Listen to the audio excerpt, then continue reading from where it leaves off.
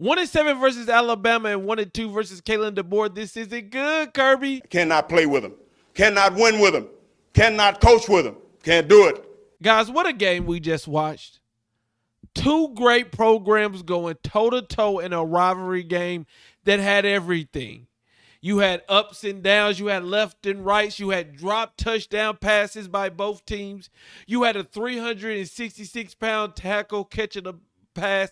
You had coaches going forward on fourth down. You had a guy doing a Superman dive into a pile, which just hilarious. Just a great game all around for what I just watched. And I think when you look at a lot of different things, there's a lot to talk about. And this is just my instant reaction. The game just ended and I turned on the mic. But I think when you go back and look at this game, Alabama, Ty Simpson, that first half, the way they blocked, the way they schemed, that will be the story of this game. That is what everybody should go back and look at, how they schemed up wide open players, how they got the ball in their best players' hand, Jeremy Bernard, Isaiah Horton, Ryan Williams, how they were able to get the ball out quickly. I don't know the particular stats, but I wonder how many times Ty Simpson was even touched in the first half. In the second half, the scoring stopped, and that's because Georgia started to get some pressure on them. But Ty Simpson, who ended the game 24-38, 276 yards, and 2 touchdowns, that first half, I said, goodness gracious, he's doing whatever he wants to. And that's because they're not making it uncomfortable for him. It's because you got Georgia's defense going left, going right. Man. And then when you look at the stat sheet and you see Jam Miller returns with 16 carries and 46 yards, you say, okay. But when you look at what he was able to add to the pass protection, I think was great. And then, of course, he caught the pass on the 3rd and 5 at the end of the game to give them the game-winning field goal. Now, the defense, they held their own. They allowed 21 points, made big plays when they had to, gave up some silly plays, but they made the plays that they had to.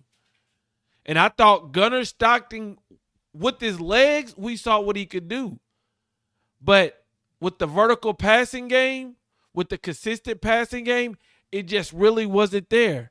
You know, he got the one big touchdown to Kobe Young on a stop and go. Could have had another one, but his receiver dropped it. But for the most part of the game, Alabama did a good job. And when they gave Gunnar Stockton, who ended up with 130 yards passing, when they gave him a shot, something went wrong.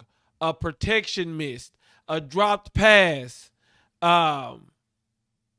It just really seemed like Alabama knew what to do. I don't know what it is, but some of the play calling, just some of the creativity, it's like if you're an Alabama Crimson Tide fan, you're saying, that's what they were talking about when they talked about Ryan Grubb and Kalen DeBoer coming over here. Kane Walmack still trying to blitz on 3rd down. I don't know about all that. But that offensive creativity, you see it there.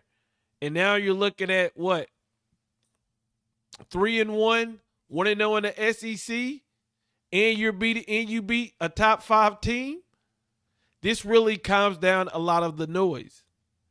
Georgia, you couldn't get pressure on Ty Simpson. And then fourth quarter, first of all, I commend Georgia. They're always going to fight. I was watching this game thinking, is the narrative going to be you can punch Georgia, you can knock Georgia down, but they're going to come back just like they did in Tennessee? And they were about to tie the game up, but they decided to go tempo, off right to Cash Jones. And I just don't understand what they were thinking with that play call. Because the second half, neither team was scoring. So why not take the points, tie the game up, But instead, you go for it, and not only do you go for it, you run tempo. Not only tempo, you give it to Cash Jones, who wasn't having a hell of a game.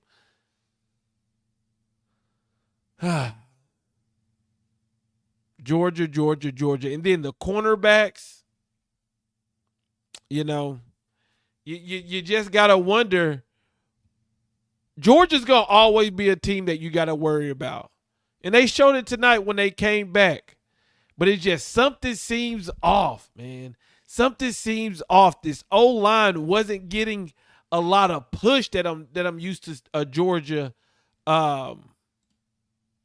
used to seeing a Georgia team. Let's look at Georgia had 225 rushing, like they said during the game. Georgia wanted to be stubborn with the run, but only 130 passing. And then Alabama, 396. Georgia, 355. 15 first downs to 25 first downs. Georgia put it the ball 4 times. Alabama put it the ball 3. You know, it just felt like, to me, especially in the first half, Alabama, they had a game plan. They had a creative game plan that got them the spots. It felt like Georgia, everything they got, they had to fight so hard to get. And then there was missed opportunities on both team sides. But either way it go, both of these teams, they still have a lot to play for. But what did you think? What was your biggest takeaways of this game? This is just my instant reaction. Let me know what you think in the comments.